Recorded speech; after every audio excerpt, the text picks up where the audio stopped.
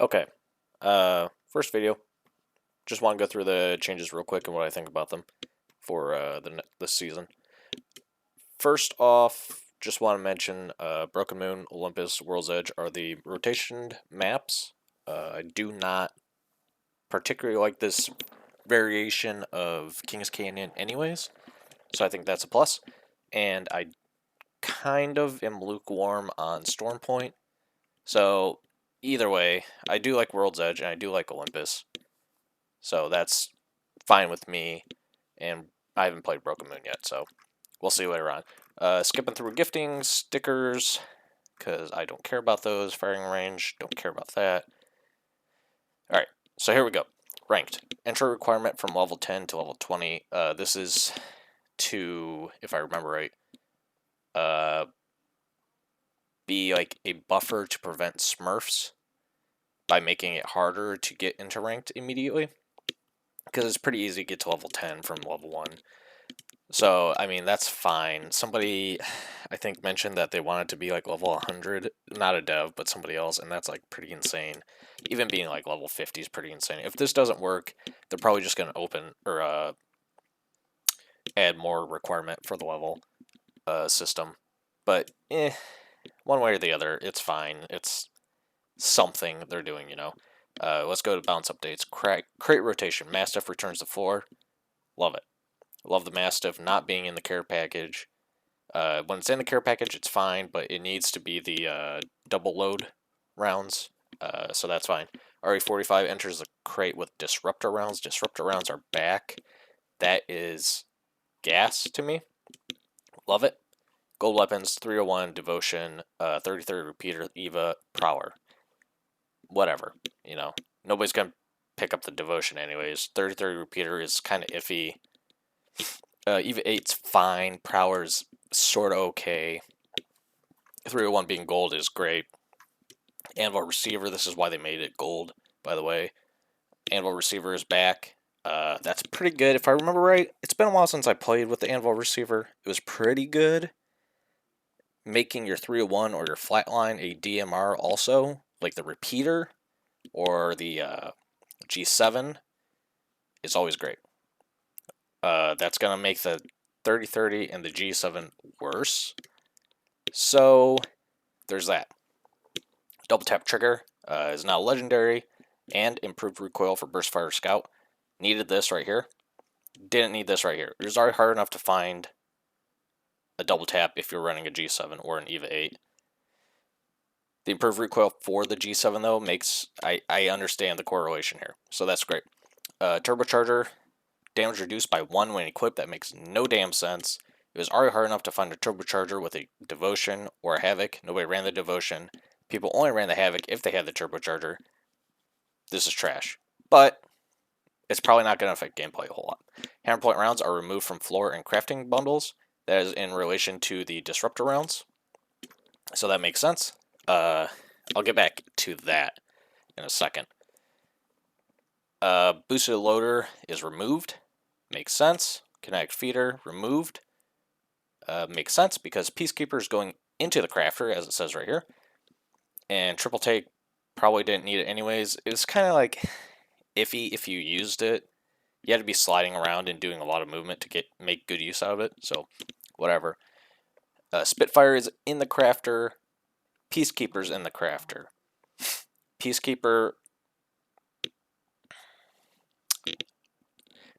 is a good weapon. I understand it being in the crafter. Spitfire probably doesn't need to be in the crafter, but whatever. Havoc is on the floor now. That's fine. That makes sense. P2020 is on the floor now. That's great. I don't even know why they put the P2020 in the crafter. Nobody was going to craft it. You might as well have just removed it from the game. So, whatever. LMG, Rampage. This is a big thing. Begins charge on first time pickup from the supply drop. Makes a lot more sense than just giving you a thermite. Removed heat decay over time. That also makes a lot of sense.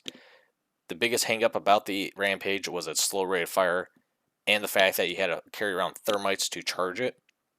Now the fact that it holds a charge when you're not using it makes a lot more sense. It's just going to use the charge up as you use it. That is a lot better than how it was. The way it was before made the Rampage one of the worst LMGs in the game, despite its high damage. The fact that it begins charged, plus Rampage and Sentinel can recharge the Rampage and Sentinel before previous charge has expired. That is also a plus. Cannot stress that enough. Having to wait till your charge was gone is wasted time in a game that is specifically about time and timings. Need to remove that anyways. Great. Mastiff, here we are. Mastiff, animal capacity increased from 4 to 5. That means that you are not getting dual shells. Fair. Widened blast pattern. That makes the Mastiff worse, I would believe. Having no choke on a Mastiff makes it like an unchoked Peacekeeper. I'm going to have to play with it and see how it feels. It's probably going to be worse. Damage per pellet reduced from 14 to 11. This is basically just because they're taking it out of the crafter and not putting in dual shells. Projectile growth reduced. That is also a weird thing right here, where you're widening the blast pattern, but you're also reducing the growth it spreads, you know? Reload can now be canceled with ADS. That's fine. It didn't really feel like a problem, but eh. Alright, here we are. RE45. Damage increased from 12 to 14. Plus, disruptor rounds increased damage against shields by 30%. Also plus, that's what the disruptor rounds are for. So, in previous seasons, when you had the hammer points, you would open up to destroy shields, and then switch to an RE45 if you had one, with the hammer points on it to get the increased damage on flesh. This is the opposite. Now you want to open up with your RE45 and then finish them off. Although you could probably just one mag somebody with an RE45 with like a blue mag or a purple mag. That's understandable. Yeah, so I like disruptor rounds. Hammer points are whatever, they're fine. L-Star, reduce recoil at the beginning of the pattern. Great. Perfect. Having that thing bounce around as soon as you start firing sucks. So, that's a plus. Still animations adjusted to bear match timings. Not sure exactly what they mean by this.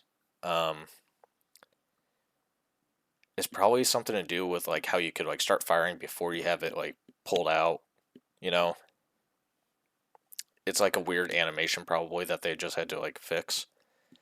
It's fine. Volt SMG, it's nerfed.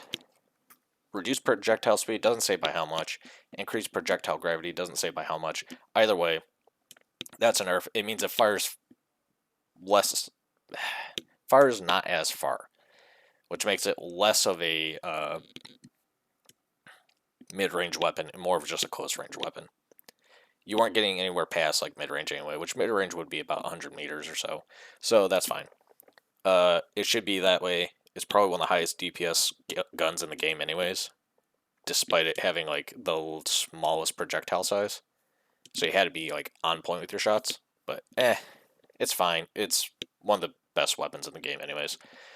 Triple take, rate of fire increased from 1.2 to 1.35, and choke charge time reduced from 1.1 to 0.75. Try to make it just better, probably to combat the fact that they have the anvil rounds in now. I don't think it's going to be... I don't want to say it's unplayable, because it is playable. It's not going to be as good as probably the G7 with its increased burst speed now. But, if you want to play an energy DMR, go ahead, you know. R99 increased blue mag size from 24 to 25, increased purple mag size from 27 to 28. Small buff. It kind of fell out of favor, the R99, for like the volt in the car. So, it's fine. You probably need it to combat the fact that you need your light weapon SMG to be comparable to your heavy and your energy weapon SMGs. Peacekeeper, projectile growth reduced. That is because it's in the care package now, or crafter now, I'm sorry. So that's fine, you know. Having it, that was the biggest problem with it, is that in the last season, you could shoot it and you could hit one pellet on somebody that's like on almost completely on your screen, just because you didn't time your shot right. So that should help with that, I think. It's fine.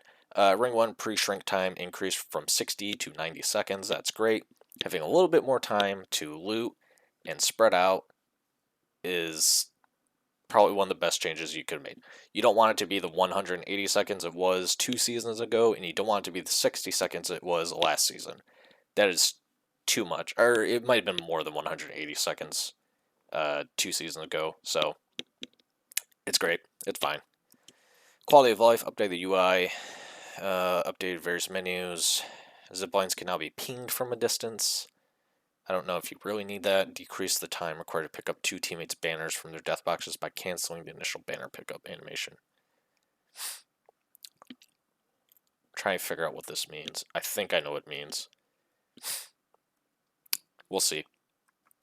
I think that means when like you have two death boxes of your teammates right next to them, there's a lot of time that it took to like pick up their banner, look at it, put it away, then pick up another banner, look at it, put it away. I think that's what they mean. They're taking away some of that timing, which was it's really annoying anyways. So Storm Point bug fix issue where a zipline was missing in the building on North Pad. I don't think this matters. These two don't really matter because we're not playing with these, but I guess they're fine. Bug players cannot ping Wraith portals in our town takeover. Sure. Decimal numbers showed up on the stat screen when they shouldn't. Whatever. Sniper's mark damage multiplier would continue even after player is downed. That's a pretty big bug to fix. Bug with Vantage's passive ability displaying team of 3 when less than 3 players are alive in the squad. That's fine to fix. Bug with Revenant's Revelation skin where players could experience the camera clipping into Revenant's shoulder after exiting his shoulder form. That's pretty annoying. Bug for Valk for cases where Valk would remain in her skydive animation after interacting with a replicator. I think I've seen this bug before. It's kind of funny.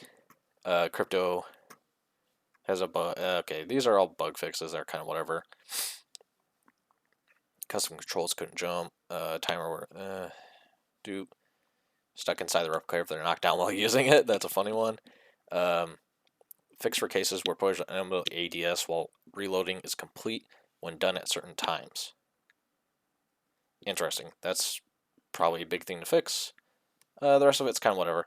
And then we got some other stuff. Things that are missing that I'm thinking of.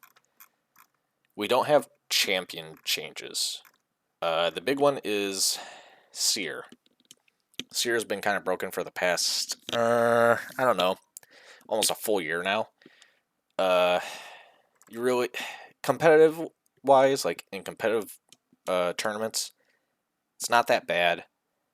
In regular ranked, it is a lot worse.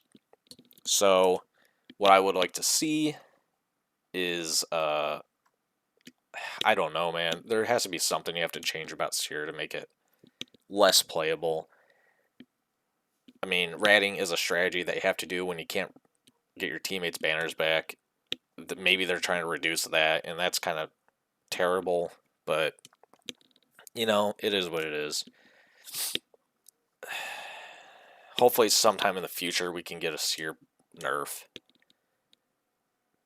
The best thing would probably be stop him from canceling your healing when he Qs you. When he uses his basic active ability.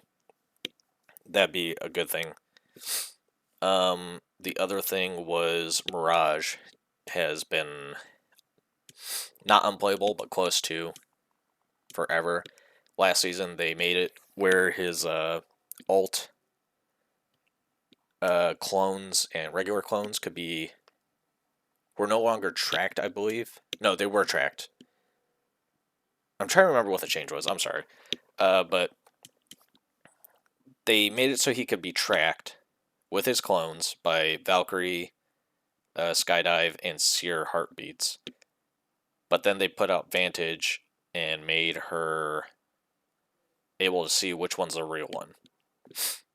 And that is just a problem for Mirage. Like, what's the point of having a clone if you can be tracked? He needs probably a rework of some sort to make him better.